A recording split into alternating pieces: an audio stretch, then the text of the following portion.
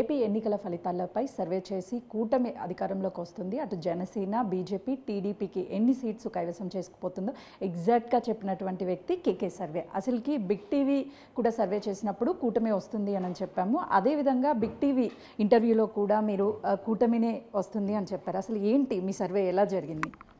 అంటే కూటమి వస్తుంది అనేది ఆబ్వియస్ మ్యామ్. దాంట్లో కాకపోతే మనం చేసిన రిస్క్ ఫ్యాక్టర్ ఏంటంటే నంబర్స్ అంటే సింగిల్ నెంబర్ చెప్పడం అనమాట ఓవరాల్గా.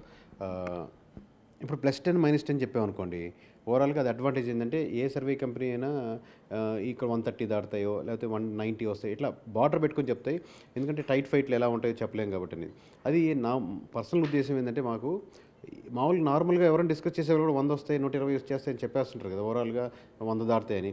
కానీ ఒక ఏజెన్సీ స్ట్రాంగ్గా మనకి ఎమ్మెల్యేస్కి మనం అప్రోచ్ అయ్యి వాళ్ళకి సర్వే చేస్తున్నటువంటి కంపెనీగా మనం చెప్పకూడదు కదా, ఒక బార్డర్ నెంబరు సింగిల్ నెంబరే చెప్పాలి. అంటే ఉరామరిగా మనం ఒక వ్యక్తిని చూసి 5 అడుగుల పైనే ఉంటాడు లేకపోతే 6 అడుగుల పైనే ఉంటాడని చెప్పచ్చు. కానీ ఒక టేప్ కొలిచేవాళ్ళు ఆ నెంబర్ ఎగ్జాక్ట్గా చెప్పేదని ట్రై చేయాలి కదా మినిమం. సో అందుకని ఆ టైపు ఆలోచించి సింగిల్ నెంబర్కి వెళ్దాం అనుకున్నాం.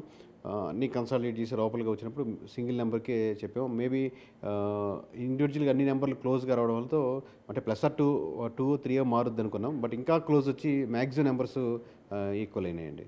అంటే నేషనల్ సర్వేలు కూడా చేసాయి. మీరు మీ సర్వేని పెట్టేటప్పుడు ఏమన్నా మైండ్లో టెన్షన్ అనిపించిందా? అంటే ఇంత వేరియేషన్గా సర్వే ఇస్తున్నాను, అసలుకి ఇది కరెక్టా రాంగ్ అని ఏమన్నా ఆలోచించారా? అసలు ఎలా అనిపించింది ఆ టైంలో? అది లేదండి. ఎందుకంటే ఒకటి మనం కంపారిజన్ లేదు మనసులో కానీ వేరే కానీ. రకరకాల ఎవరైనా ఫార్వర్డ్ చేస్తుంటారు, మనిషి చెప్తూ ఉంటారు వాళ్ళు ఇలా ఇచ్చారండి వీళ్ళు ఇలా ఇచ్చారు, కానీ వాళ్ళు ఏమనుకుంటున్నారు అన్న దాంతో కంపారిజన్ లేదు. ఓవరాల్గా మన పని మనం చేసుకుంటూ మనకు వచ్చిన నెంబర్ ఏంది, నెంబర్కి ఎమోషన్ ఉండదు. అన్ని ఎమోషన్స్ కన్సాలిడేట్ చేసి మనం ఒక నెంబర్ వేస్తాం.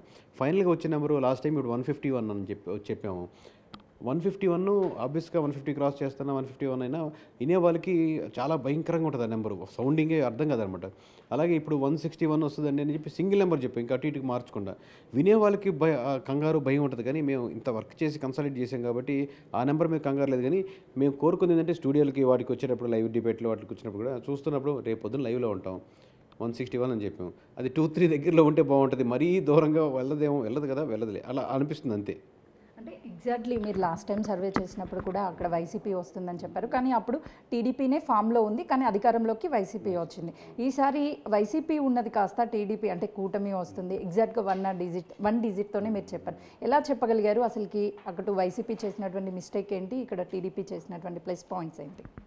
అంటే ఓవరాల్గా మన ప్యాటర్న్ ఏంటంటే అండి, మనం ఎమ్మెల్యేని అప్రోచ్ అయ్యి అయ్యా మీకు సర్వే చేసి పెడతాం విలేజ్ వారీగా అని అప్రోచ్ అవుతాం. అంటే లాస్ట్ టైం అంటే మనం అప్రోచ్ అయ్యాము, ఈసారి వాళ్ళు ఆల్రెడీ లాస్ట్ టైం సక్సెస్ అయ్యాం కాబట్టి వాళ్ళని వాళ్ళు పిలిచి చేయించుకుంటూ ఉంటారు. సో వాళ్ళకి విలేజ్ వారీ సర్వే ఓకే కావాలి అనుకున్నప్పుడు అదే అమౌంట్తో మనకు కొంచెం చుట్టుపక్కల నియోజకవర్గాలు కూడా మండల వారీగానో లేకపోతే హై లెవెల్గా ఎలా ఉందనో రకరకాల సర్వే చేసుకుంటూ ఉంటాం. ఇది ప్యాటర్న్ వచ్చేసి ఇనిషియల్గా మనం బేసిక్ శాంపుల్స్ మనం తీస్తాం. రెండో లేయర్ వచ్చేసి కంప్లీట్గా మనం అంటే డేటా సైన్స్ ఉపయోగించుకొని మనం దాని ఎమోషన్స్ని కన్వర్ట్ చేస్తాం. ఎలా ఉంది, ఎవరెవరు కన్వర్ట్ అవుతున్నారు, ఎలా ఓట్ బ్యాంకింగ్ మారుతుందని మన డేటాను ఉపయోగించుకొని చేసుకుంటాం. మూడో లేయర్ వచ్చి మనకు స్లీపర్ సెల్స్ అనే కాన్సెప్ట్ ఉంది. ఏంటంటే దాంట్లో ప్రతి నియోజకవర్గంలో ఎవరెవరు మనకు తెలిసిన పర్సన్స్, బాగా అంచనా ఉన్నవాళ్ళు, ఇటు సైడ్ ఎమోషనల్ కనెక్షన్స్ లేని వాళ్ళతో మనం కనెక్ట్ అయ్యి వాళ్ళతో విలేజ్ వారీ రిపోర్ట్ ఒకటి తీసుకుంటాం. నాలుగోది వచ్చి మనం కంప్లీట్ అవుట్ సోర్సింగ్ కూడా ఇస్తాం. ఒకటి విలేజ్ వారీ రిపోర్ట్ వాళ్ళు ఏవైతే అడిగారో అది యాజ్ ఇట్ ఈస్గా అవుట్ సోర్సింగ్ ఒక వేరే కంపెనీకి ఇచ్చి వాళ్ళ చేత చేపిస్తాం.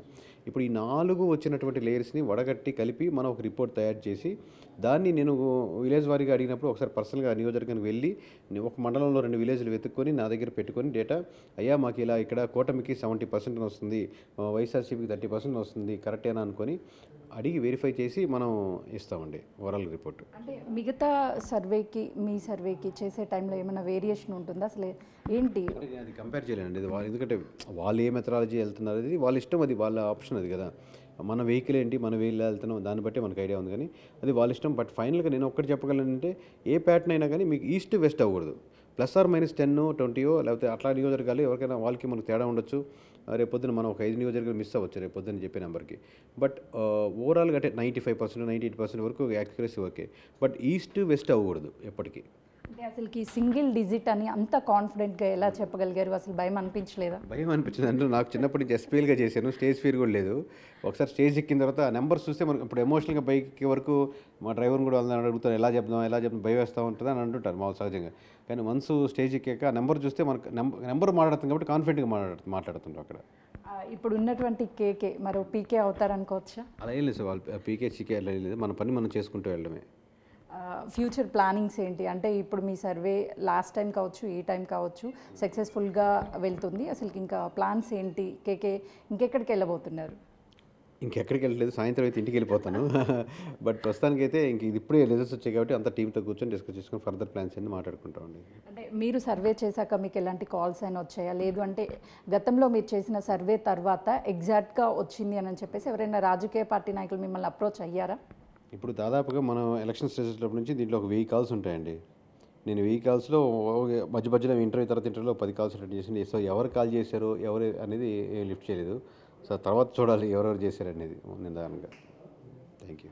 అయితే చూసాం కదా కేకే సర్వే త్వరలోనే, ఎందుకనంటే ఇప్పుడు చేసినటువంటి 2 సర్వేలు కూడా ఎగ్జాక్ట్గా చెప్పినటువంటి డిజిట్స్ వచ్చాయి కాబట్టి ఫ్యూచర్లో కూడా అంటే వాళ్ళ టీంతో కలిసి ఇంకా కూడా సర్వేస్ చేస్తామని చెప్తున్నారు. కెమెరామెన్ హుసేన్తో సుజాత, హైదరాబాద్.